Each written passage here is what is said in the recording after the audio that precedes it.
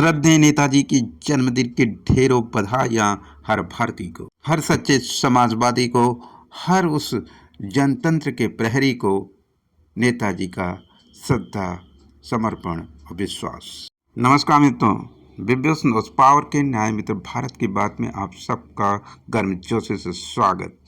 आइए चलते हैं धरती पुत्र नेताजी मुलायम सिंह यादव के जन्मदिन के अवसर पर समाजवादी पार्टी के सभी कार्यकर्ता आदरणीय जिलाध्यक्ष हवलदार यादव के नेतृत्व में 9 बार के माननीय विधायक आदरणीय दुर्गा प्रसाद यादव और उनके पुत्र श्री विजय यादव चेयरमैन आजमगढ़ के द्वारा सदर हॉस्पिटल आजमगढ़ के अंदर फल वितरण समारोह के माध्यम से और रक्तदान शिविर के माध्यम से आदरणीय नेताजी के प्रति सच्ची श्रद्धांजलि श्रद्धा सुमन अर्पित किया गया। उनके जन्मदिन पर उनके तमाम आदर्श मूल्यों को याद किया गया। आइए चलते हैं, देखते हैं समाजवादी पार्टी, जैसा कि आप देख रहे हैं कि हॉस्पिटल के अंदर आदरणीय जिलाध्यक्ष हवलदार यादव और जो है माननीय विधायक दुर्गा प्रसाद यादव और चेयरमैन विजय यादव एक एक बेड पर पहुँचे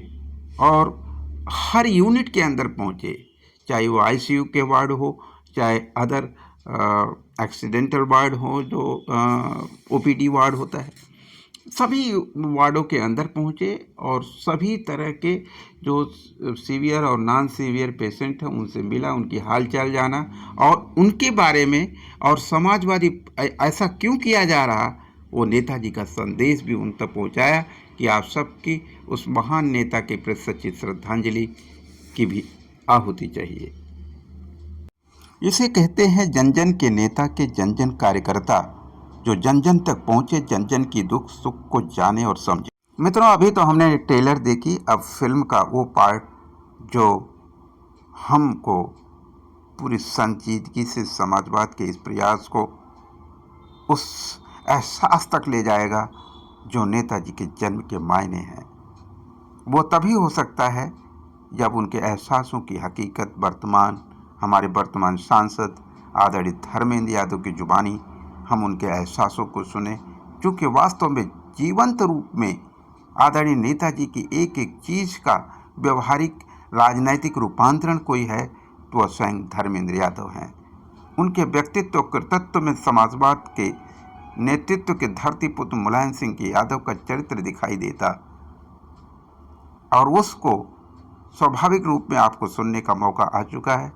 आदरणीय Dharmendra Yadav ji hospital blood donation camp के पास पहुंच चुके हैं। अब कुछ ही देर में उनकी बात सुने। यह दिन बहुत अपने आप में ऐतिहासिक दिन है, बहुत खुशी का दिन है। अफसोस ये है कि नेताजी आज हमारे बीच नहीं है। उनकी जयंती तो मैं समझता हूँ समाजवादियों के लिए एक पर्व की तरह हमेशा रही है। आज जब श्रद्धेय नेताजी हमारे बीच नहीं है तो हम समाजवादी लोग आज इस मौके पर संकल्प प्रेरणा ही दोहरा सकते हैं। जो पूरा जीवन नेताजी ने सिखाया है, गरीबों की सेवा करना, समाज के अंतिम व्यक्ति के चेहरे पर कैसे मुस्कान आए। श्रद्धेय नेताजी ने अक्सर मौक़ों पे कहा कि त्यौहार भी कभी तब तक न मनाना जब तक पड़ोसी का त्यौहार बेहतर न कर पाए। तो उनके पूरा जीवन में समझता हूँ उन्होंने, नेताजी एक विश्वविद्यालय थे हम लोग इस सार्वजनिक जीवन के लिए, व्यक्तिगत जीवन के लिए, मूल्यों के लिए, जितनी भी तरीके के जीवन में रास्ते हो सकते हैं हर रास्ते पर चलने का रास्ता नेताजी ने दिखाया है।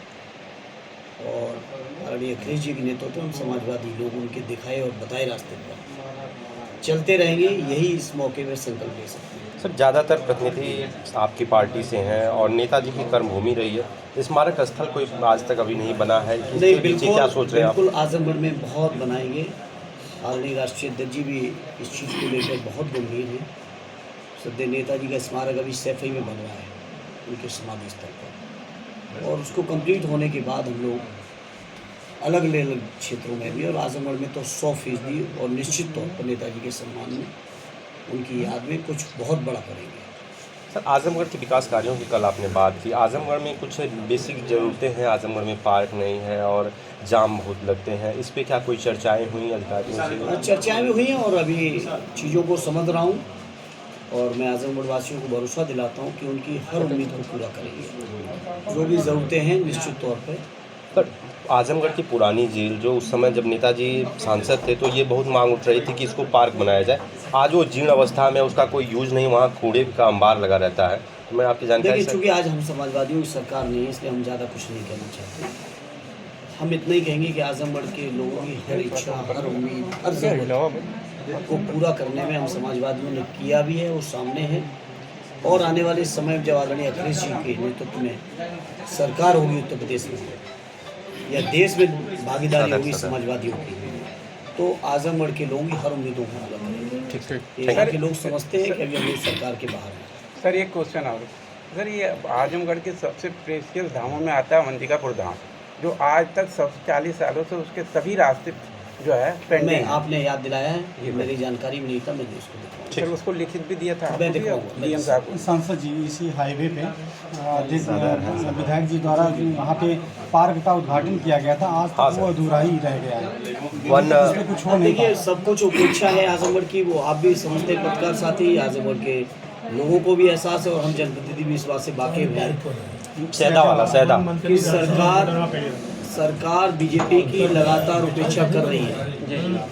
लेकिन ये उपेक्षा बहुत दिनों तक नहीं चल सकती। ये उपेक्षा तभी तक संभव है जब तक आदरणीय अखिलेश जी कुर्सी पे नहीं है। उनके आते ही आजमगढ़ की तरक्की, विकास प्राथमिकता पे होगा।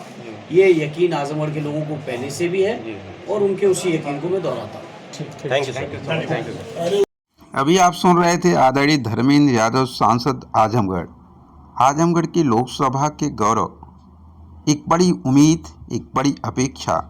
उन्होंने प्रतिबद्धता के वही शब्द दोहराए जो नेताजी अक्सर बोला करते थे। यदि सूचना मेरे तक पहुंची है तो क्रियान्वयन भी मेरी जिम्मेदारी होगी। अब देखते हैं आदरणीय धर्मेंद्र यादव आदरणीय नेताजी के उत्तराधिकारी की भूमिका में अपने धर्म को कहां तक ले जाते हैं। न्याय मित्र धर्म की गूंज उठी है आजमगढ़ की एक खूबसूरत धरती, ये पावन धरा से। तो न्याय मित्र की भूमिका में आदरणीय सांसद आजमगढ़ धर्मेंद्र यादव, जिस पर सब ने, बड़े बुजुर्ग, जवान, संगीतकार, कलाकार, खेलकूद जगत के लोग, सबको, सारे छात्रों को, बेरोजगार छात्रों को, रोजगार के लिए लड़ते छात्रों को अपने वजूद, अपनी अस्मिता और अपने रोजगार की लड़ाई लड़ती आधी आबादी मातृशक्ति की उम्मीदों पर कितना खरा उतरेंगे हमारे आदरणीय सांसद। जिले का नेतृत्व हवलदार यादव जी के हाथों में, जिनके नेतृत्व के चलते ही 3 MLC, 2 सांसद और 10 विधायक। अब क्या कभी बतौर विधायक भी अपने आप को साबित और बतौर सांसद भी कभी साबित करने का प्रयास आदरणीय हवलदार यादव को भी यह मौका पार्टी देगी? यह आने वाले वक्त के गर्व का प्रश्न है। जवाब पार्टी को देना है।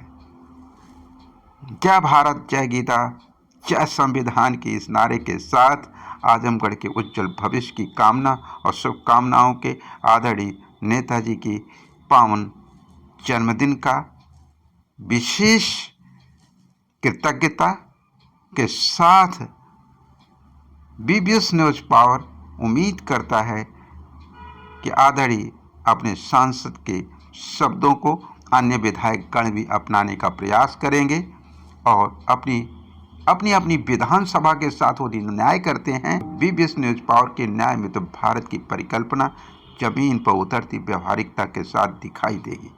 Thank you so much. Welcome to BBS news power. यदि हमारे प्रयास यदि सही लग रहे, उचित लग रहे और आजमगढ़ को एक विकसित जिला, योग्य जिला बनाने के प्रयास में आप लाइक करें, शेयर करें और सब्सक्राइब करें इस प्रयास को और ताकत देने के लिए। धन्यवाद। नेताजी का आज का जन्म है।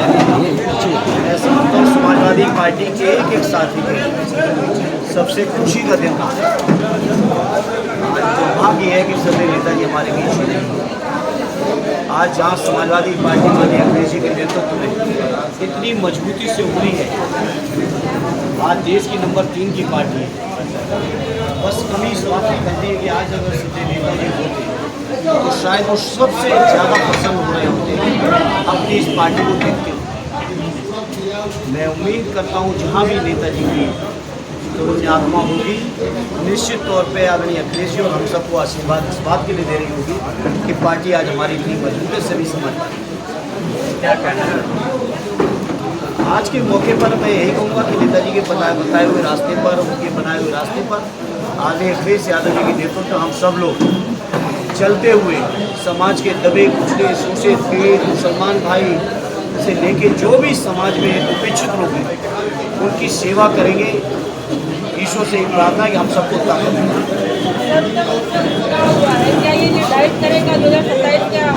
उत्तर प्रदेश का ये चुनाव नहीं हुआ, उपचुनाव ही नहीं हुआ है। उत्तर प्रदेश में केवल वोटों की डकैती डाली गई है, लूट की गई है। ये चुनाव नहीं है। ये योगी जी अपनी कुर्सी बचाने के लिए 9 विधानसभाओं में डकैती डलवाए हैं वोटों की। इस चुनाव को आप नहीं मानोगे आधार, आम चुनाव में अभी लोकसभा में परिणाम आया, वो आधार सामने रखा है। और आने वाले उत्तर प्रदेश के चुनाव में देखना समाजवादी पार्टी कितनी बड़ी ताकत रखेगी। और आज भी मैं दावा करता हूँ कल की काउंटिंग में हम सारी सीटें ऑर्डर के पास सवाल उठ रहे हैं, चाहे आज लेकर के ऑर्डर हुआ है, उधरपुर में हुआ है, पूरे उत्तर प्रदेश में हाहाकार है। बद से बदतर कानून व्यवस्था है। योगी जी सारी कमियां छुपाने के लिए केवल नफरत की राजनीति, नफरत भरे बयान और लोगों को बांटना चाहते हैं नकारात्मक राजनीति से। लेकिन प्रदेश का जनमानस जागरूक है, वो उनकी राजनीति को समझ गए हैं। उनकी काट की आंधी जितनी चढ़नी थी चढ़ चुकी, अब चढ़ने वाली नहीं है। जन्मदिवस ज़्यादा मत। Thank you.